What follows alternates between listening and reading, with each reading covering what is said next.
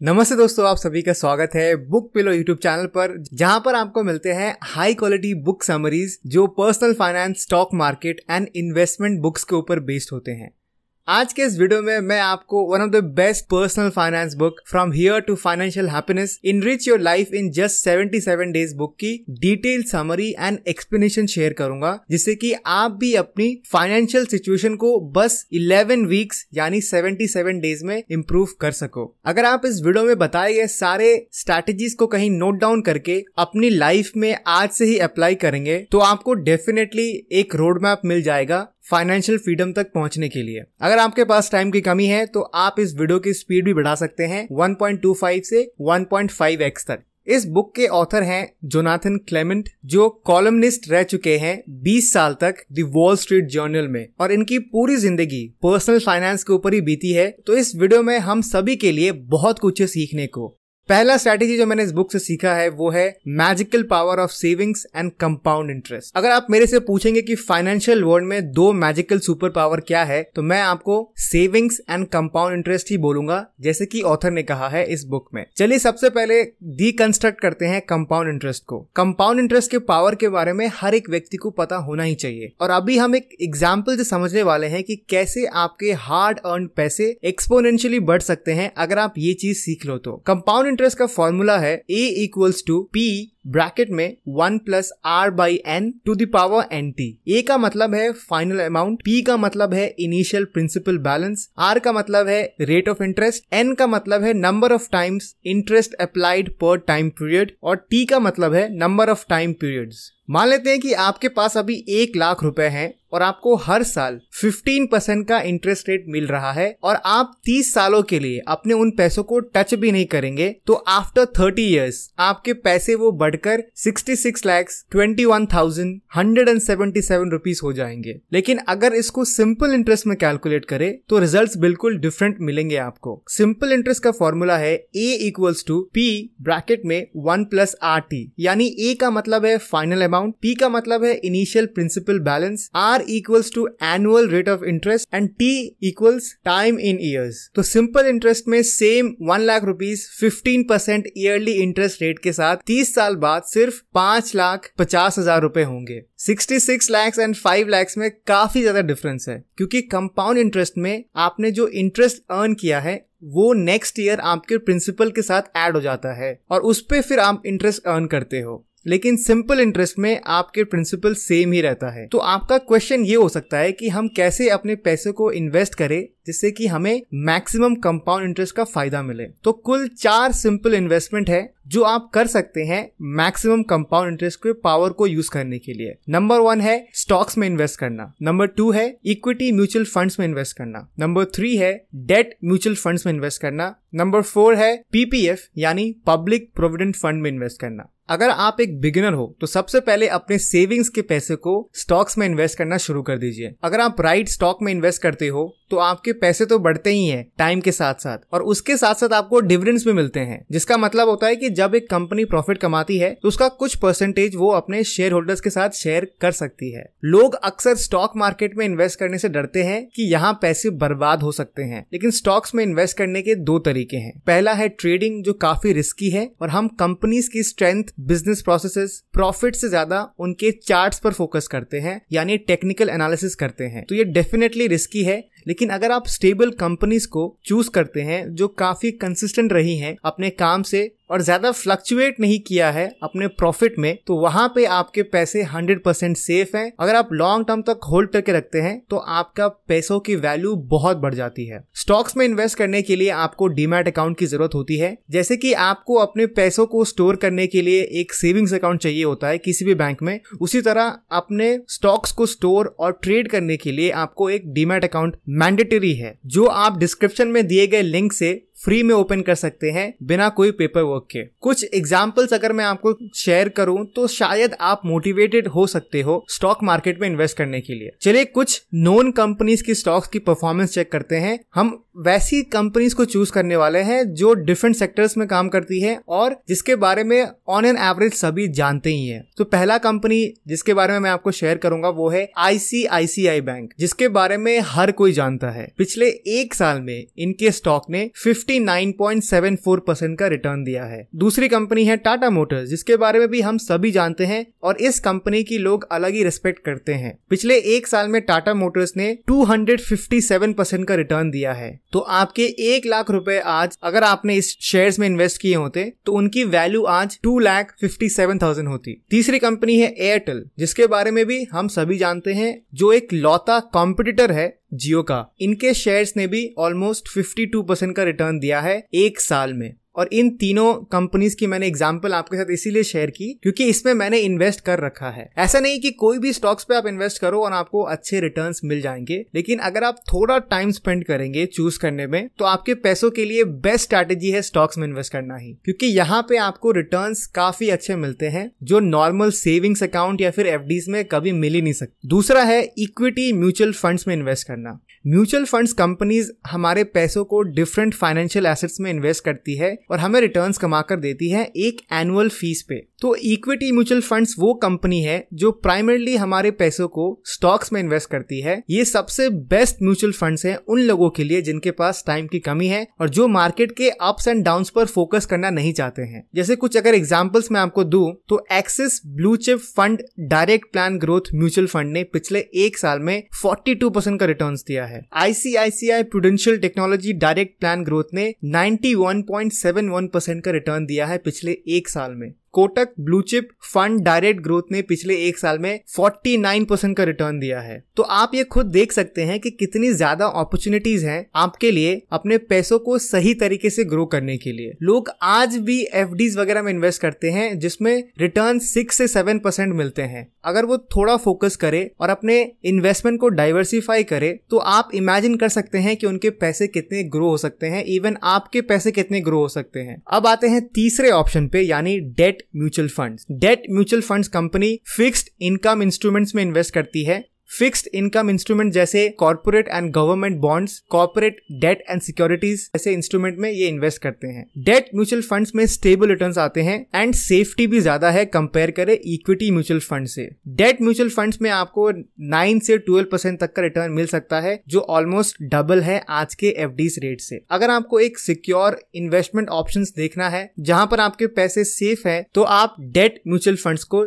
Choose कर सकते हैं। चौथा है PPF यानी public provident funds. Public provident fund scheme एक लॉन्ग टर्म इन्वेस्टमेंट ऑप्शन है जो हमें बहुत अच्छा इंटरेस्ट रेट ऑफर करता है और इसमें आपको टैक्स बेनिफिट भी मिलता है। PPF मेरा one of the favourite investment है क्योंकि इसमें आपको कंपाउंडिंग के रियल फायदे मिलते हैं। PPF में आपको इंटरेस्ट रेट मिलते हैं 7.1% और एक व्यक्ति सिर्फ 1.5 लाख रुपए तक ही जमा करा सकता है साल में और टाइम लिमिट है 15 ईयर्स की। तो कंपाउंडिंग की वजह से आफ्टर 15 ईयर्स आपको 40,68,209 रुपीज मिलेंगे, जिसमें आपने इन्वेस्ट सिर्फ 22,50,000 किया है। मेरा रिकमेंडेशन है कि हर एक व्यक्ति को अपना एक PPF अकाउंट जरूर ओपन करवाना चाहिए जिससे कि उनको भी कंपाउंडिंग का बेनिफिट मिल सके। तो पहले स्ट्रैटेजी में हम सभी ने सीखा कि अपने पैसों को सेव करना चाहिए और कंपाउंडिंग इंटरेस्ट वाले फाइनेंशियल इंस्ट्रूमेंट्स में आपको पैसे इन्वेस्ट करना चाहिए जिससे कि ज्यादा रिटर्न्स मिले। वैसे 2 और इन्वेस्टमेंट ऑप्शंस हैं लेकिन मैं वो रेकमेंड नहीं करता हूं, उसमें भी आपको कंपाउंडिंग के बेनिफिट्स मिलते हैं। पहला है रियल एस्टेट, दूसरा है गोल्ड में इन्वेस्ट करना, लेकिन इन दोनों के लिए ही ज्यादा कैपिटल चाहिए होता है। लेकिन फिलहाल अभी के लिए हमने 4 फाइनेंशियल इंस्ट्रूमेंट्स को कवर किया है जिसमें है stocks, equity mutual funds, debt mutual funds and PPF। I hope आपने नोट कर लिया होगा या फिर आप एक स्क्रीनशॉट भी ले सकते हैं। अगर आपको 77 डेज में अपनी फाइनेंशियल सिचुएशन को इम्प्रूव करनी है तो सबसे पहले डिस्क्रिप्शन में दिए गए लिंक से फ्री में अपना डीमैट अकाउंट ओपन करिए। आप मेरा प्लेलिस्ट जो स्टॉक मार्केट के नाम से है उसे भी जरूर चेकआउट करिए। फिर इक्विटी म्यूचुअल फंड्स में एंड डेट म्यूचुअल फंड्स में आप SIP शुरू कर सकते हो, यानी सिस्टमैटिक इन्वेस्टमेंट प्लानिंग। और आखिर में आपको नियरेस्ट बैंक जाकर PPF अकाउंट भी ओपन करवाना चाहिए। ये मेथड आपके फाइनेंस को सही ट्रैक पे ले आएगा और यही है आपका टास्क डे 1 का।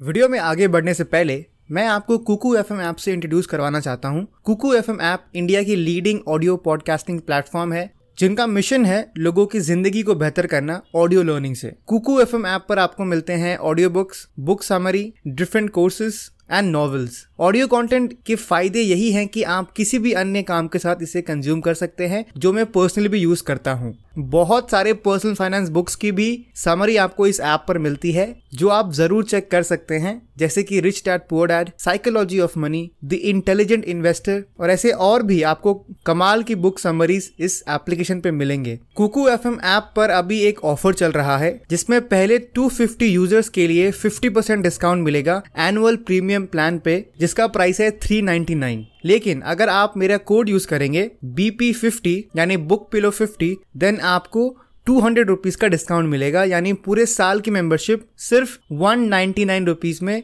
आप ले सकते हैं, जो प्रतिदिन 1 रुपए से भी कम है। डिस्क्रिप्शन में दिए गए लिंक से आप जरूर कुकू एफएम ऐप को डाउनलोड करें और अपनी लाइफ को चेंज करें। चलिए अब हम दूसरे स्ट्रैटेजी के बारे में सीखते हैं। स्ट्रैटेजी नंबर 2 जो मैंने इस बुक से सीखा है वो है creating emergency fund and improve our financial habit. पिछले स्ट्रैटेजी में हमने इन्वेस्टमेंट शुरू करना सीखा, लेकिन अब हम फोकस करेंगे security and long term wealth creation पे। हम सभी का गोल है अमीर बनना, लेकिन साथ ही साथ लंबे समय तक अमीर बने रहना सबसे ज्यादा मुश्किल है। इसीलिए ऑथर हमें रेकमेंड करते हैं कि आपको एक फाइनेंशियल सेफ्टी नेट बनाना है, यानी इमरजेंसी फंड। ऑथर कहते हैं कि फाइनेंशियल स्ट्रेस एक इंसान को सबसे ज्यादा चोट पहुंचा सकता है। अगर सडनली आपका जॉब चला जाए या बिजनेस में मेजर लॉस हो जाए, तो हर व्यक्ति के पास एटलीस्ट 1 साल तक का इमरजेंसी फंड होना ही चाहिए। ऑन एन एवरेज अगर आपके महीने की खर्चे 50,000 रुपए हैं, तो आपके पास 6 लाख रुपए होने ही चाहिए अपने सेविंग्स अकाउंट में, जो आपका इमरजेंसी फंड है। उसे आप ऐसे ही यूज नहीं कर सकते हैं, तो आपको 1 साल तक कोई दिक्कत नहीं होगी, इवन अगर आपका जॉब चला जाए।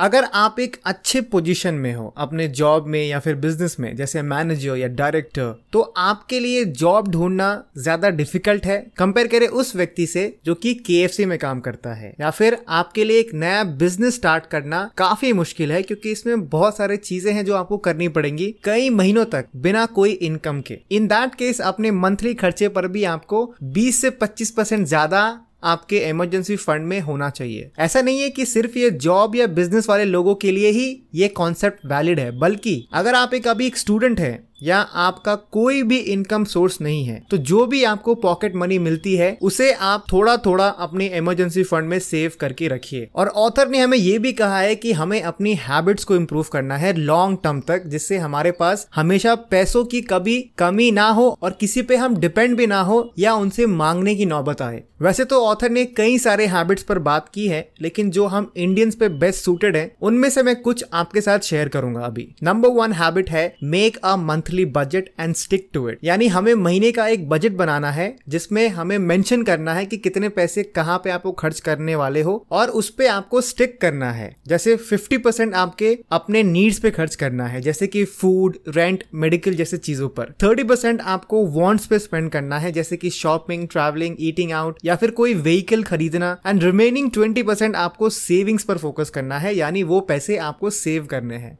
हैबिट नंबर 2 है नेवर यूज क्रेडिट कार्ड। यानी इसमें अट्रैक्टिव ऑफर्स तो होते हैं, लेकिन कभी भी आपको क्रेडिट कार्ड यूज नहीं करना चाहिए, क्योंकि इसमें हायर इंटरेस्ट रेट भी होते हैं। और अगर आप क्रेडिट कार्ड यूज करते हो अपना क्रेडिट स्कोर बढ़ाने के लिए, तो उसे भी आपको टाइम पे करना चाहिए, better use of credit card के लिए। हैबिट नंबर 3 है क्रिएट ऑटोमेटिक सेविंग्स। यहाँ पे ऑथर टेक्नोलॉजी के बारे में बात करते हैं कि हर महीने आपके पैसे एक स्पेसिफिक सेविंग्स अकाउंट से ट्रांसफर हो जाने चाहिए अपने इमरजेंसी फंड जहां पे आप रखते हो। और ऑथर ने ये भी कहा है कि जितना हो सके अपने इन्वेस्टमेंट को भी ऑटोमेटिक ही रखें, जिससे कि हर महीने एक स्पेसिफिक डेट को एक स्पेसिफिक अमाउंट आपके बैंक अकाउंट से ट्रांसफर हो जाने चाहिए जहां पर भी आप इन्वेस्ट करते हो। इससे आप डिसिप्लिन हो जाते हो और आपको एक्टिवली इन्वॉल्व होने की भी जरूरत नहीं पड़ती है। जैसे डिफरेंट म्यूचुअल फंड्स में जब आप SIP करते हैं, यानी सिस्टमैटिक इन्वेस्टमेंट प्लान, वहां पर भी अपने टेक्नोलॉजी की हेल्प से हर महीने एक स्पेसिफिक डेट पर आपके बैंक अकाउंट अकाउंट से वो पैसे म्यूचुअल फंड्स कंपनी में चले जाएंगे, जिससे कि आपका डिसिप्लिन ब्रेक ना हो। हैबिट नंबर 4 सबसे इजी है और इंपॉर्टेंट भी है, वो है हमें इन्वेस्टमेंट जल्दी शुरू करना चाहिए कंपाउंड इंटरेस्ट के फायदा उठाने के लिए। आखिरी हैबिट जो है उसे हम हैबिट नहीं कह सकते, उसे हम एक स्किल कह सकते हैं, जो है निगोशिएशंस की स्किल। ऑथर के अनुसार ये सबसे इंपॉर्टेंट स्किल है जो आपके पैसे बढ़ा सकता है बिना ज्यादा मेहनत करे। जब भी आप कोई जॉब ज्वाइन करेंगे या फिर आप प्रमोशन की डिमांड करेंगे या फिर अपने क्लाइंट से बेटर डील क्लोज करेंगे, वहां पर आपका नेगोशिएशन स्किल सबसे इंपॉर्टेंट हो जाता है आपके पैसे बचाने में और बेटर डील्स क्रैक करने में। तो इस स्ट्रैटेजी से हमने ये सीखा कि हर एक व्यक्ति को अपना इमरजेंसी फंड क्रिएट करना चाहिए, जिससे कभी भी कुछ भी प्रॉब्लम होने से आपके लाइफ में कोई भी फाइनेंशियल दिक्कत नहीं होनी चाहिए। और एक यूनिक कॉन्सेप्ट सीखा हमने जहां पर हमें अपने हैबिट्स को इंप्रूव करना है पैसों के मामले में, जिससे कि हम अपने गोल पर स्टिक रहें और लॉन्ग टर्म तक हम पैसे कमाते रहे। नंबर 1 हैबिट है मंथली बजट बनाना और उसे फॉलो भी करना। नंबर 2 है क्रेडिट कार्ड को इग्नोर करना और इन जनरल किसी भी तरह के लोन से या फिर किसी से कर्ज लेने से दूर रहना है, क्योंकि डेट आपकी लाइफ को बहुत स्ट्रेसफुल बना सकती है और काफी प्रॉब्लम्स भी क्रिएट कर सकती है। तीसरा ऑटोमेटिक सेविंग्स, जिसमें आप ऑटो पे सेट करेंगे अपने बैंक अकाउंट में। चौथा है स्टार्ट इन्वेस्टिंग अर्ली और पांचवा है निगोशिएशन स्किल।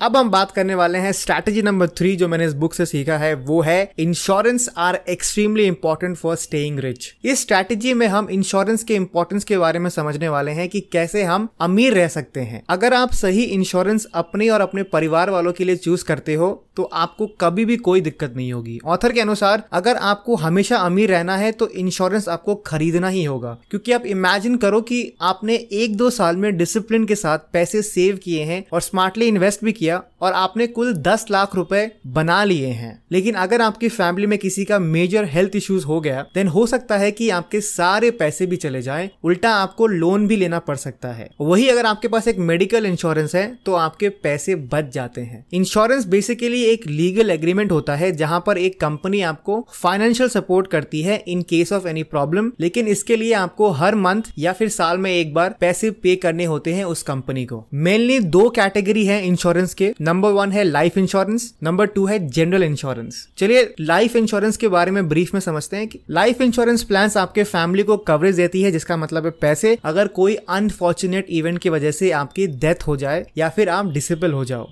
लेकिन एक चीज ध्यान रहे कि लाइफ इंश्योरेंस पॉलिसी के फ्लेक्सिबिलिटी को चूज करना बहुत जरूरी है। फॉर एग्जांपल जैसे लाइफ इंश्योरेंस पॉलिसी पीरियड कितने साल तक आपको प्रीमियम देना है और साथ ही साथ किस एज लिमिट तक ये पॉलिसी आपके परिवार वालों को कवर देती है। जैसे अगर एज 80 तक पॉलिसी वैलिड है, यानी अगर 80 साल से पहले आपको कुछ हो जाता है तो आपके फैमिली को वो अमाउंट मिलेगा, जैसे कि 1 करोड़ या जो भी आपने चूज किया होगा। और एक इंपॉर्टेंट फैक्टर है पे आउट ऑप्शन, जहां पर आप ये भी डिसाइड कर सकते हैं कि क्या आपको एक बार में पूरे पैसे चाहिए या फिर आपको मंथली वाइज अपने फैमिली को पैसे देने हैं। तो ये काफी अच्छा तरीका है अपने परिवार को सिक्योर रखने के लिए और अपने परिवार के फाइनेंशियल स्ट्रेंथ को भी स्टेबल रखने के लिए। दूसरा है जनरल इंश्योरेंस। इस पॉलिसी में आपको फाइनेंशियल प्रोटेक्शन मिलता है किसी भी तरह के लॉस में, जैसे कि आपका bike insurance, car insurance, home insurance, health insurance जैसे इंश्योरेंस आपको मिलते हैं जनरल इंश्योरेंस में।